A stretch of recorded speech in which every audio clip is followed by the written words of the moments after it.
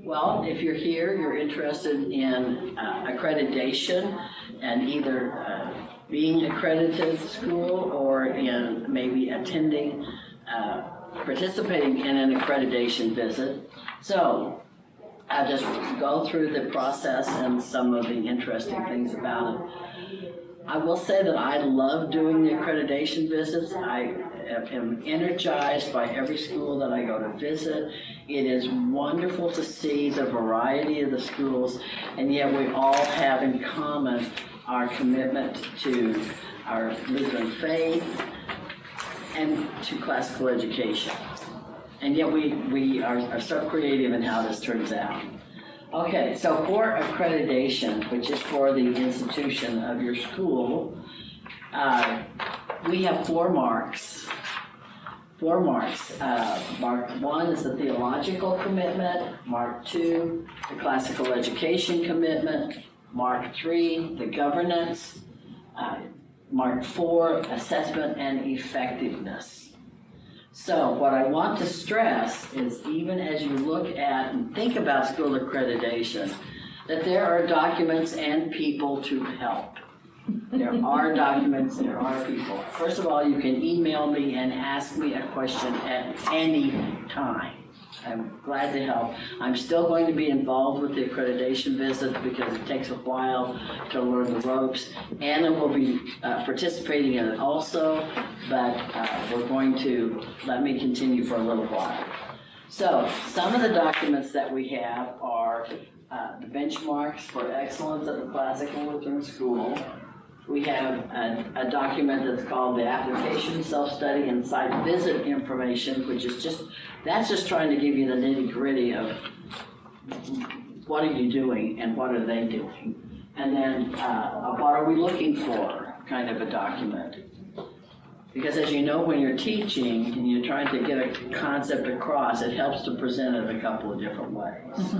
So the benchmarks for excellence, I said there are 4 marks, but the benchmarks for excellence are going to go through them in detail. Under each mark, there are several components. So there's mark 1, and there's mark 1A, mark 1A1, mark 1A2, and all and so forth.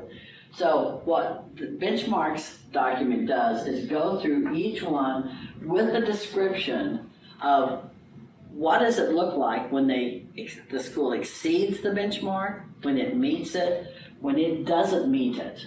Because those are the only 3 possible scores. You either don't meet it, or you meet it, or you exceed it. So if you don't meet it, we'll tell you what we see is missing in our report. But we'll be looking to see what you've said you have that meets it, just verifying, and then we will probably also find in a site visit, and there's a couple people here who have been on a site visit, you will see, there's far more because the school can't put everything into a self-study. You just never can. You can't get the experience and the practice all into a written document. So we will be verifying and observing, but we will also be seeing evidence that you haven't even put in there. So we also, under the benchmarks, suggest possible evidence. So for the mark of, for the governance mark, we'll suggest, your church constitution might be your evidence. You may have an article about that establishes what the relationship of the church and the school is. So it would serve as evidence. Or you may have a different type of arrangement. One of our schools is an RSO, which is a recognized service organization of the LCMS. So they have a different kind of a document. And one of the things we really stress is that if you have a document for one thing and it fits for another thing, you don't have to keep loading it up. Once you've provided it one time, then refer to it. And that happens frequently with things such as the student parent handbook. Once you've provided one copy of it, then you can refer to it for any of the other benchmarks. That's what I mean by the same evidence can apply to multiple components. Now, we want to have hopefully all benchmark scores of 2 or 3 that you meet or exceed the benchmark. There are several components that you must have a 2 or a 3 on. And you'll notice they tend to be in the Mark 1 theological commitment and understanding and practices, and in 2, some of the classical education components, the teacher's implementation methodology, and the choice of curricular materials that you have. Those specific ones, you must earn a 2 or we will not be able to accredit you. And it actually, by the time you would average it all out, it means you have to get about a 66% grade, which is not exactly passing. But, so in other words, what I'm trying to point out is that you may have some do not meets, but that's not fatal unless it's one of these. So sometimes a school board needs some encouragement on how to improve itself and strengthen itself. And early on when we were first starting, we had a lot of schools that were struggling with Mark 4, which is the kind of self-examination and how do we improve the long-term planning aspect. We had schools that were not meeting that. That did not prevent them from being accredited, however. And we have never had, as a matter of fact, we have never had a school, I have to watch my double negatives here. Every school has always gotten at least one recommendation, one area that we noted it could be strengthened in. So getting the recommendations also is not a gatekeeper. It's not an issue to keep you from being accredited just because you might get 8 or 9 recommendations. That's really not very many. Okay. The document that's called the application, self-study, and site visit information, in that document you'll read about how we've tried to make the application user-friendly. So in other words, we used to have this PDF template that you typed in, and boy, if you went over the number of characters, you were out of luck, you know. And some schools, their computer system just wasn't up to that particular program. We just tried to make it user-friendly. It's a Word document, so as you type in it, it is, I think it's in blue font, the form is. So you type in it in black font. That makes it easy for the people who are on your team to tell what you've written. Again, you can just double copy the sections for your faculty so that you just keep making it longer and longer and longer. That's not a problem. It starts out, I think it's about 16 pages long with some gaps in it. And so by the time you finish your application, it could be 25 plus pages, depending on how many faculty and such. Once you have committed to the process, you've sent a letter and you have sent a check, don't forget that, then I'll start working with you on when will we have the site visit. I'll start working on getting a team selected for you. I think I talked about the team elsewhere, but I will say there's always a pastor on a team, because only a pastor will evaluate the school on Mark 1. I like to read everything you write about Mark 1, but I'm not qualified to, in the same situation like a pastor, to evaluate the commitment and understanding. In this same little document, we give you a budget worksheet so you can kind of figure out, okay, how much is this going to cost us? And because you are responsible for the transportation and the lodging of the team members. So we try, when it's at all possible, to get people from your area, and by that I mean within your state or the neighboring state, somewhat close. But you're going to get me too. So if you're very far, you're going to have to fly me there. You have to put us up for probably, it could be 2 nights to a maximum of 5 nights. Nowadays, with the airline schedules such as they are, I had to visit to New Mexico in the April, and I had to fly on Tuesday in order to make sure I was there on Wednesday, Thursday, and Friday, and there was no flight on Friday out. So I had to stay till Saturday. So I apologize on behalf of the airlines for that kind of arrangement. So anyway, you can kind of estimate. Pastor Kane usually says it cost Martin Luther about $2,000 for the site visit to their school up in Sheridan, Wyoming. And because you have to fly to Sheridan.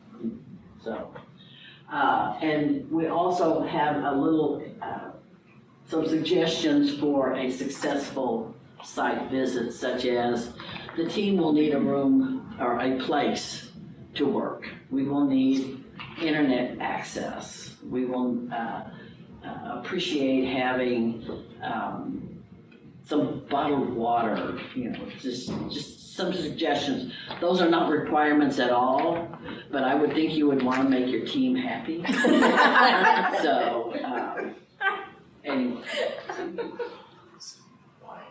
Okay. So have them fill out a favorite sheet before they come? Yeah. Okay, so what are we looking for in accreditation visits? Again, this was a document, and I'm going to kind of show you some examples of it. This is a document. When you read the benchmarks for excellence, and you're reading some of them, you're saying, whoa, what does this mean? That's my favorite Lutheran question. What does this mean? It's talking about the curriculum, I think, but what does that mean? And so we tried to come up with an overview about what we're looking for, and we put it in a this, not this format. So, for instance, Mark 1, what are we looking for? We're looking for your commitment to Lutheran doctrine. So, we're going to be observing, hopefully, your Orthodox Lutheran doctrine and practices. If you have chapel during the school, we are going to be right there attending it. If it were taking place during Lent, we would be going to your Lent service. We will be wanting to participate in the worship life of your school insofar as it happens over the time of our visit. And so that's what we're focusing on for Mark 1. And this is kind of how we're going to look at it. We're going to see, okay, there are written documents that express this commitment. So in your parent-student handbook, you start out saying, we're affiliated, we're a Lutheran church, or we're connected with the Lutheran church. We will teach from the Lutheran doctrinal position, okay? If you don't ever say that, that would be a problem. Now, it wasn't this, none of our schools, I'm going to tell a story, none of our schools, not even in our country, my daughter was checking into schools for her children and in Australia, and they had this glossy, beautiful 16-page pamphlet really promoting wonderful athletics, wonderful drama program, wonderful music opportunities, wonderful academics, wonderful this and that. And you get to the back cover, and on the inside of the back cover, in teeny tiny little font, we're affiliated with the Lutheran Church of Australia. That was the only place it was mentioned. That would be disturbing. So we are hoping that you are acknowledging that you are a Lutheran school and that you intend to teach that way. Again, we would think there would be a connection between the church and school, although if it's not a direct connection, for instance, as I think I said earlier, we have one school that is an RSO. Actually, 2 of our schools are RSO. So they're not connected with a church, but if there's something that connects you to the Lutheran larger body of it, it should cover it. Again, Lutheran identity present in your school communications and not hidden or absent. That your faculty and staff are active members of a Lutheran church. Now, this is a very hard one. This is very hard. We have some accredited schools where they do have Baptist teachers, or Catholic teachers, or Muslim teachers. Okay. It's difficult to find good Lutheran teachers. But our goal is still to find good Lutheran teachers. So, because if you don't have if all of your faculty are not Lutheran and members of your group, then you don't share that common fellowship. And that's what we're trying to aim for, knowing how difficult it is. So you could get a does not meet on this. That's not one of those earlier ones, for instance. Do the curriculum choices support Lutheran doctrine? So how much stuff on evolution do you have? And how much in the library have you done a weeding policy to kind of get rid of some of those?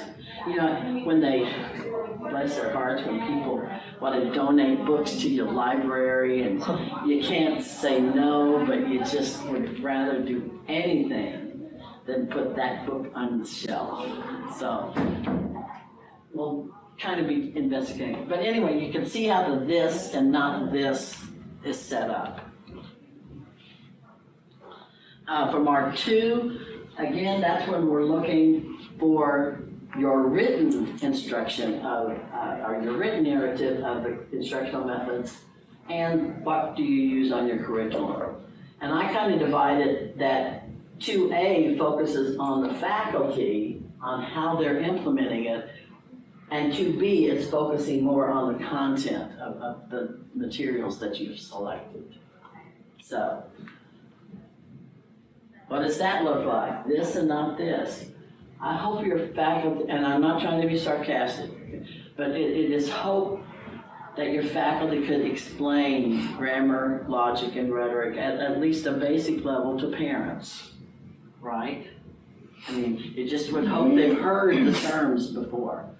And we're all new to this. I mean, if you have gone to a classical school, I envy you. If your college or university was that way.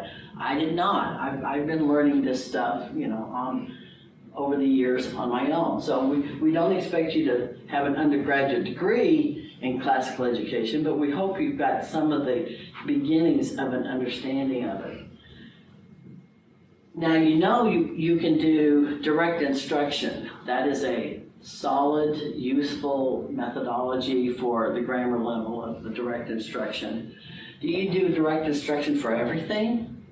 Or as the students are growing, do you change and use the other appropriate strategies so that you're not just doing only direct instruction all the time? So are you using all of the levels as we think of the trivium levels, the grammar, logic, and rhetoric? Are you working to get the student through all of those? And being able to teach that to the parents is really helpful. So the teachers need to be comfortable with discussing it. Mark 3, what are we looking for in institutional governance? Again, this is primarily the school board. So you, as a teacher or the headmaster, you may be going, whew, this is not me. But does your school board function? Sometimes the school board is going to be micromanaging, and sometimes they say, well, whatever you say, principal, whatever you say, pastor, sounds good, Do they really know what they're doing, and do they have policies that are not just written, but actually implemented and are they reviewed, that kind of thing. So, and we have a nice long list of possible policies.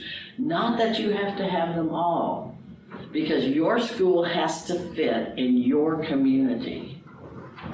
And your school would not fit in somebody else's community. So,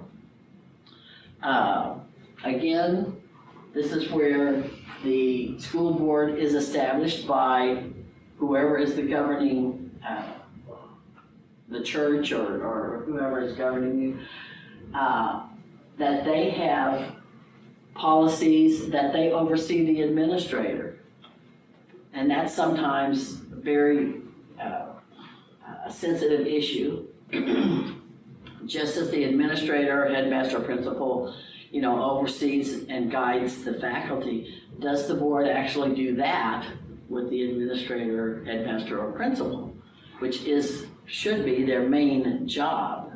So, or they may have policies that have never been enforced, or they may be, I know we have those, we've got a binder somewhere, or they may need revision. I'm working with a school right now who has not looked at or reviewed their policies since 1976.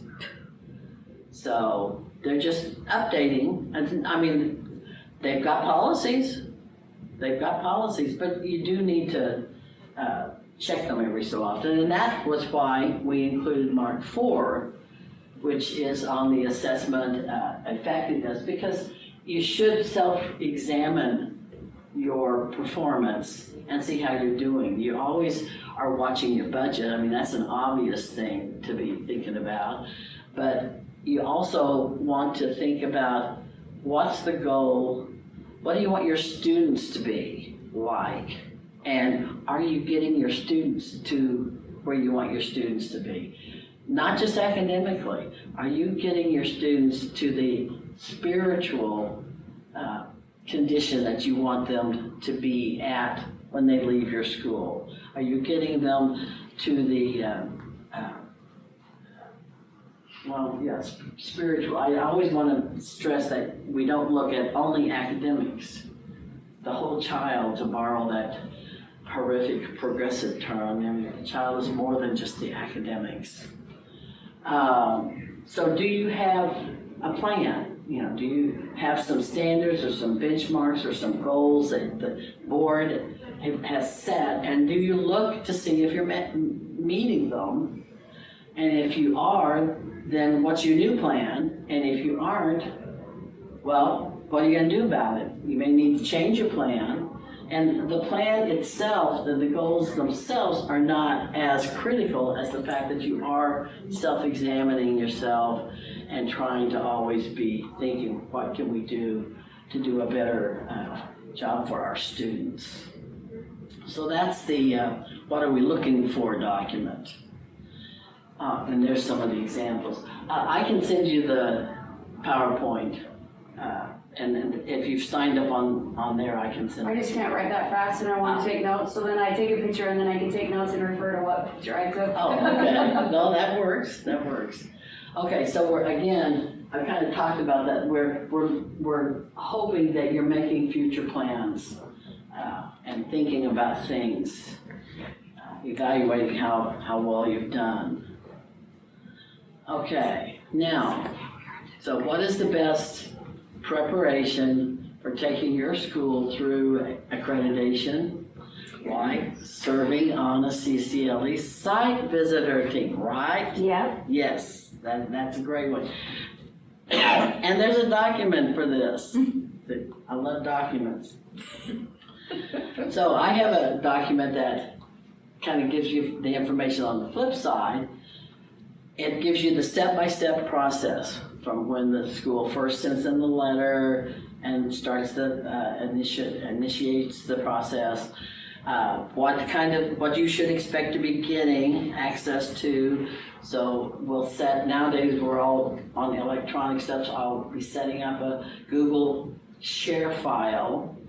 All of the school documents will be put in that share file so that you can start reading them ahead of time. And that's critical. Yeah. The more you read ahead of time, just the easier it will be on you when you're actually there as a team member. The self-study that the school provides is in there. There's a section on writing the rough draft, because we not only visit the school, observe for at least a full day, sometimes a day and a half, but we produce this document of a final report then in the next about 8 hours. And that's a task which is made immensely easier if you have read your material ahead of time and if you have written, if you do your rough draft in a timely manner. You always want your students to do their homework, right? So it's the same kind of thing. So writing the rough draft, and then again going over the logistics and schedule, so that trying to coordinate several people all arriving to be at the school at the same time, just the logistics of lodging and everything else. So to be a visitor, the qualifications, well, you should know and understand the marks of a classical Lutheran school. That's a very important part of it, the 4 that we went through. You should be able to look at school evidence, whether it's in the electronic folder or whether it's at the school itself, where you sometimes see some of the evidence, and say, yes, I see how this supports that the school is doing what it says it's doing in this particular area. You need to have attended this session. So you've all signed in, so I know you have attended this session. You need to be able to observe, summarize, and write the portions of a report. Again, you will be, as a team member, you're assigned one of those marks. And even though you're gonna have input into the entire report, you're gonna write the first rough draft on that one particular mark. And then the other team members are gonna say, no, you got it all wrong. Anyway. You told people you wouldn't say that you did that to me. Yeah. And of course, you have to be very discreet, and you understand that any information that you are given access to is in confidence, and you do not share that outside of after the visit. You may be looking at budgetary items, you may be looking at personnel evaluations. That's all confidential material that is, respectfully, you will not share that after you are gone. Okay, the team policies. The teams will consist of 2 to 4 people who have, again, attended an accreditation session. There will always be a pastor. There will always be a Lutheran pastor. And we always have had the director of accreditation for consistency, because if this is your first time going, you want to have somebody that you can say, am I overreacting to this, or did I miss something? And I can say, nah, you're fine, you're doing fine. Anna will also start going on these trips with me so that she can start developing that competence and comfort. I want to say comfortability, but I'm not sure that's a word. That comfort level in being able to guide the teams. So, yeah. Okay. So, but again, going on a team visit allows you, to me, it's a type of professional development where you get to see another school and you'll go back, you'll be energized, well, you'll be tired, but you'll be energized to say, I want to try this. I saw they were doing this in their school, and it's a great idea. We could do it, tweak it just a little ways, and we could do that. If you have a house system in your school, or maybe if you don't have a house system in your school, and you visit a school that has a house system, you might be really fascinated by it and want to consider doing that in your school. So, in order to avoid any kind of appearance of you scratch my back, we'll scratch yours. We do try to keep the team to having only one member from the same district. Now, even as I try to get people so that the transportation will not be as much of an issue, it would not be too wise to have the entire team be from the same district, just for sake of transparency. We also will not take a team member who has, say, a grandchild in your school, or your cousin is in that school. The closest thing we've got so far, I've had an aunt by marriage, but it hasn't been an issue, but we will try to avoid that.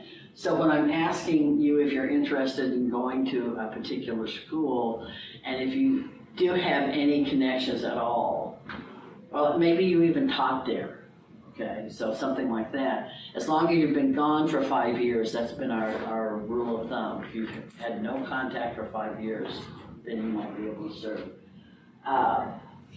We will not send team members that don't have similar sized experience. So if you have a small school where you have to have combined classes, we'll make sure that the other team member who's focusing on classical education comes from the school with combined classes, so they'll understand your challenges. We won't send a team member from the school of 250 students who goes, what? Combining class? We have 3 sections of every grade. You know, we will try to, at the same time, these larger schools, they have challenges that only another large school can understand. So we try to get the comparable demographics on the team. So that concludes my presentation. If you have any questions, I've got a little bit of time, I can stay around and talk with you. Again, we have a brand new email address if you are interested in starting your school, and I hope you are. I hope you are. So Accreditation at CCLE.org, and make sure you signed in, and thank you for coming.